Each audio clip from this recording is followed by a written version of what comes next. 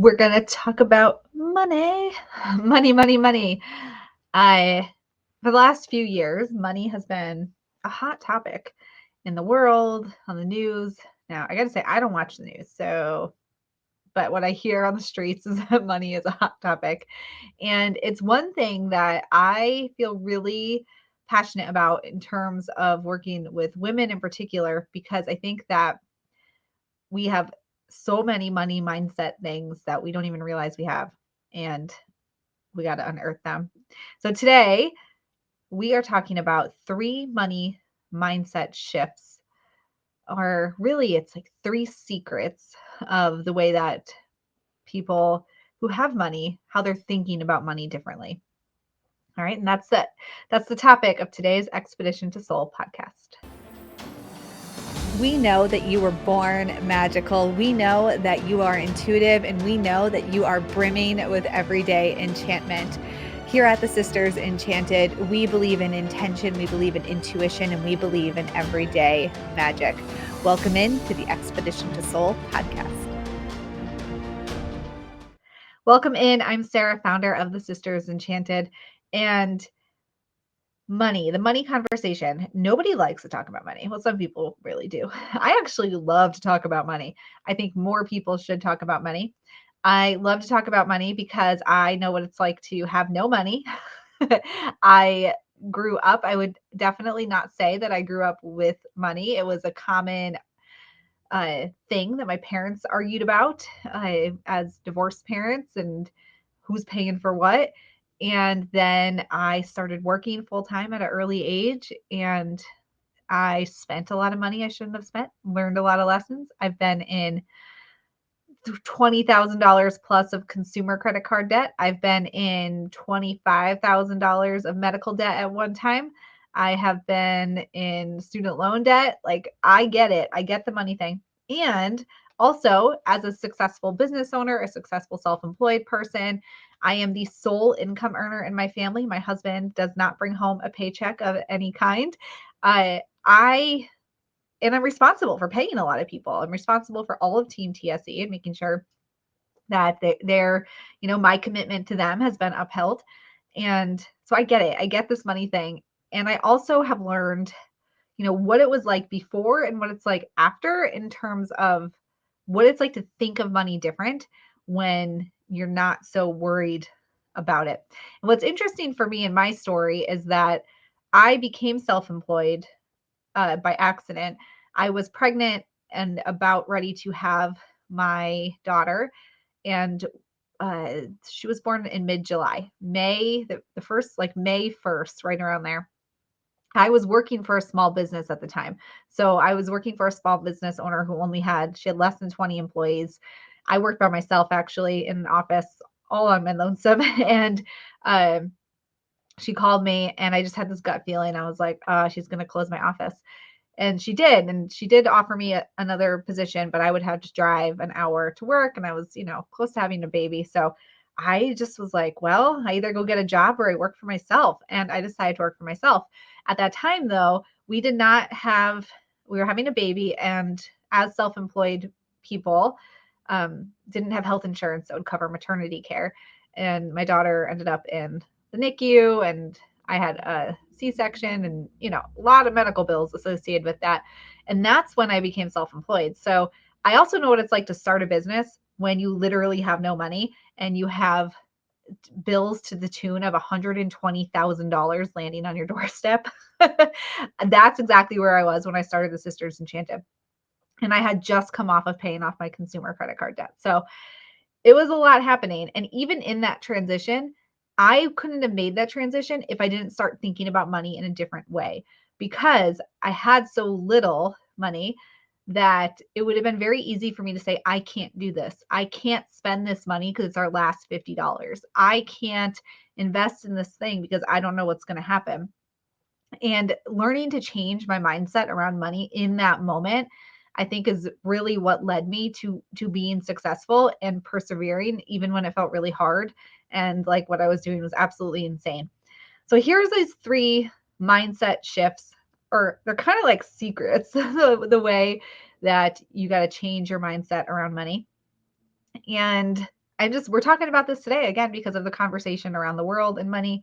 And I think that it's really easy to feel like everything is horrible and it's not going to get better. And remembering that you do have a certain amount of control in your situation and how you perceive it and react to it. And I wanted to just bring this to everybody today. So here is the first thing, the first way, the first mindset shift to change how you think about money. The first thing is, how is my money making money? So often, and women in particular, can think about how to save money. How can I clip another coupon, get a discount? How can I get this for less? Well, all that time that you're spending trying to figure out how to get things for less, what if we shift the energy into how to take the money we have and have it equal more money? So, how do we take our money and make more money?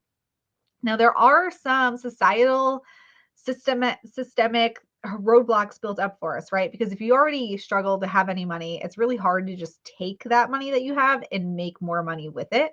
But it is doable. I did it, and that doesn't mean everybody can. I don't want to make assumptions, but also it's not as hard as you would think. So an example of this would be, rather than, trying to scrimp and save and figure out how to buy the cheapest thing possible, looking around at just the things you don't use, and then how can you make money from them? Can you rent something you have in your home? Is there an app or a service that will allow you to make money on this thing that you already spent money on? Is there a side gig you can pick up for a short period of time to get extra pocket cash to then invest in something that will make you money? Is your money sitting in a bank account or a savings account making little to no interest when it could be in anything, any other stock or trust or anything that's making more the treasury, like anything making more money, right? So looking around what you already have, what is sitting there as stagnant money, things you've already spent money on, money actually sitting there, and how can you take what you have and make money from it? You can, if you don't know this, you can rent people's swimming pools from their backyards from an app now. There is an app, I forget what it's called, but you download it and it literally will tell you like people near you who are renting out their swimming pool for the afternoon.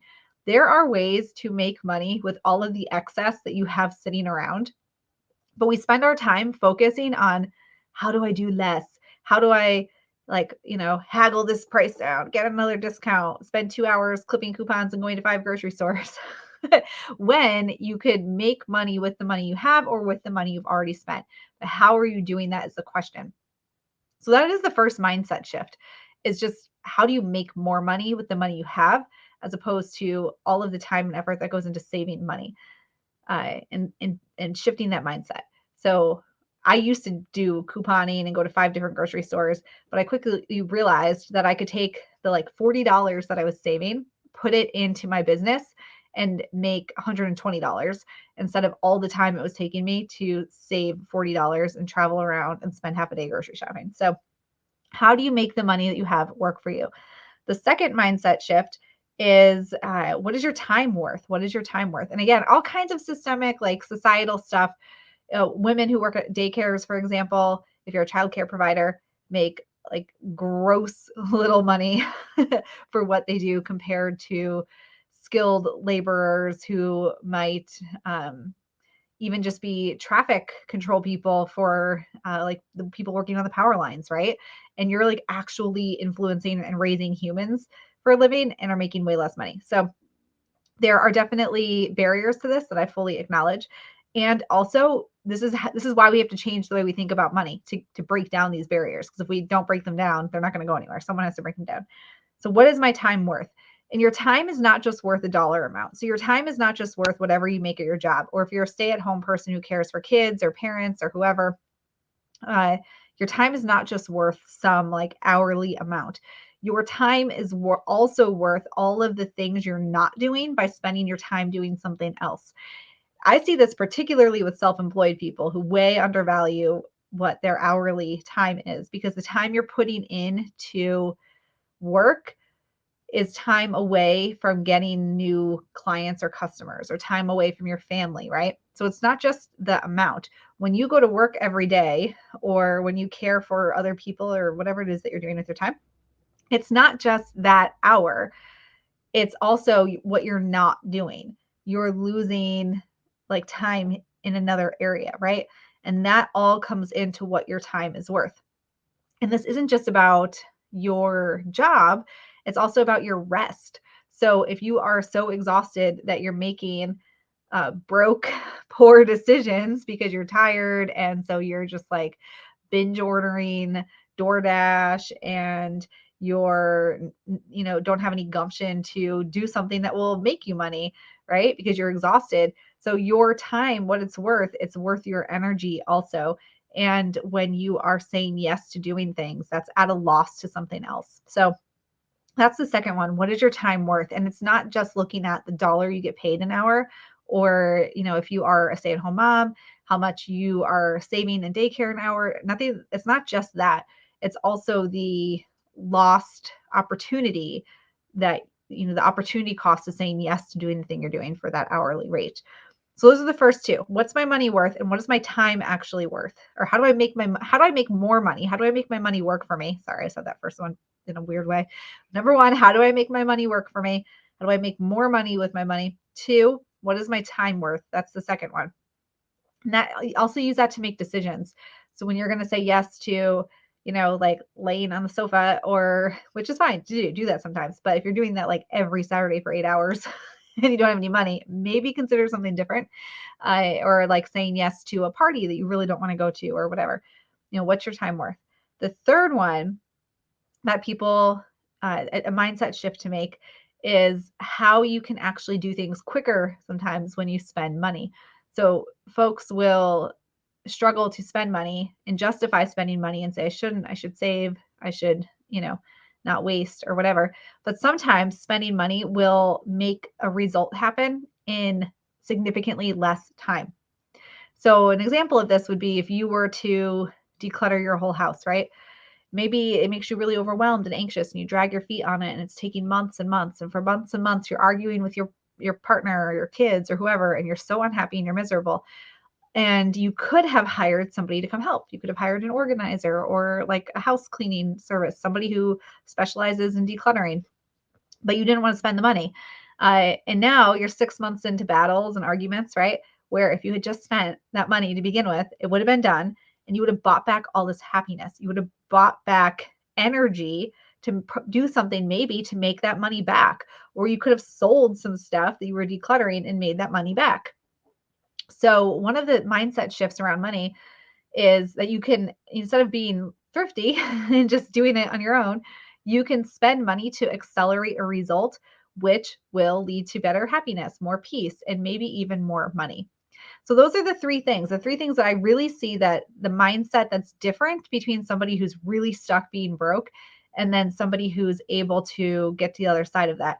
Now, again, I totally recognize that there are so many things at play that make all of this challenging. There's mental health. There are, the where you live, the cost of living, the societal constraints. There's so much out there. And that said, the one thing you can control in all of that is your mindset.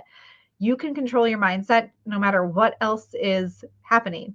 And the first part of that is, how do you make money work for you? How do you make your money make money? Right? So instead of just you making money, how do you make your money make money?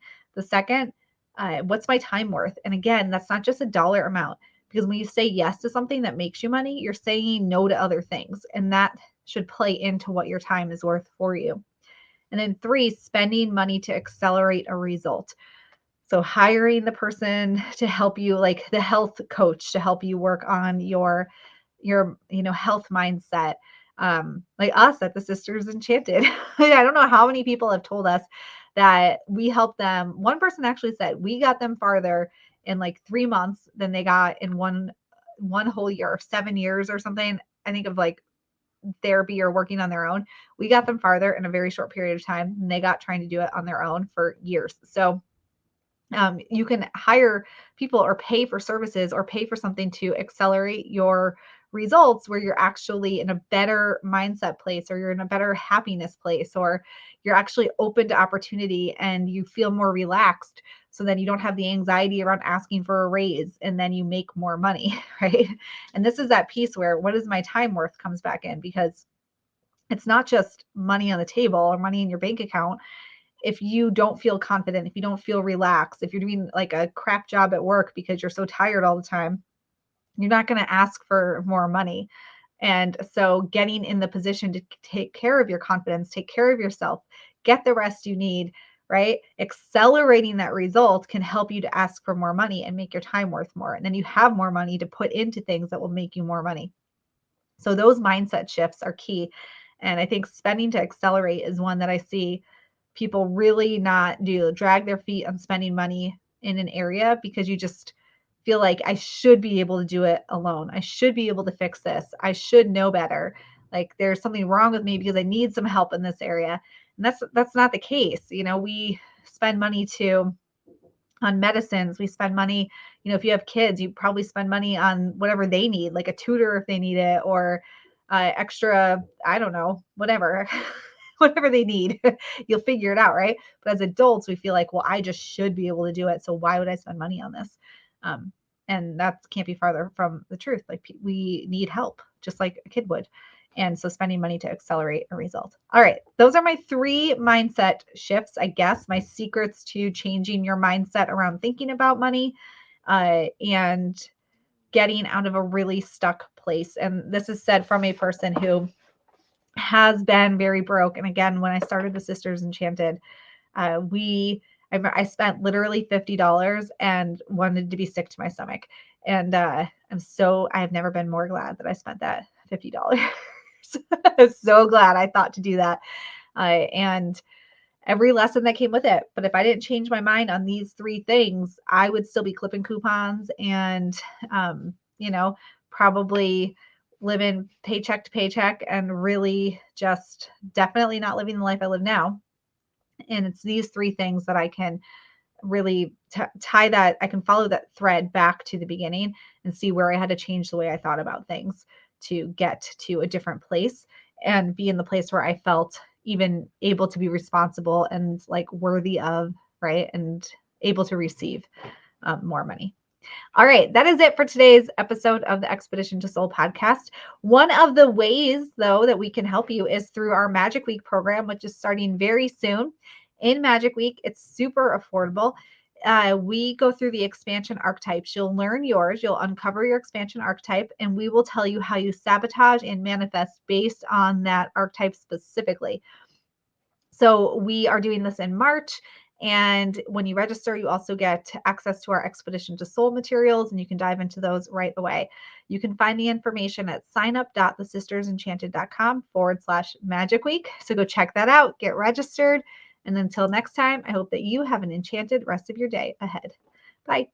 If you liked this episode of the Expedition to Soul podcast, please rate, review, subscribe. If you're listening on Apple Podcasts, it will really help us spread everyday magic, intention, and intuition to the masses and helps us so much as a small business. Be sure to hit that subscribe button on your favorite podcasting platform so you never miss an episode. If there's any topics you'd want to hear, anything you want us to dive deeper into, shoot us an email at magic@thesistersenchanted.com. And as always, thank you so much for listening and being part of the community here at the Sisters Enchanted.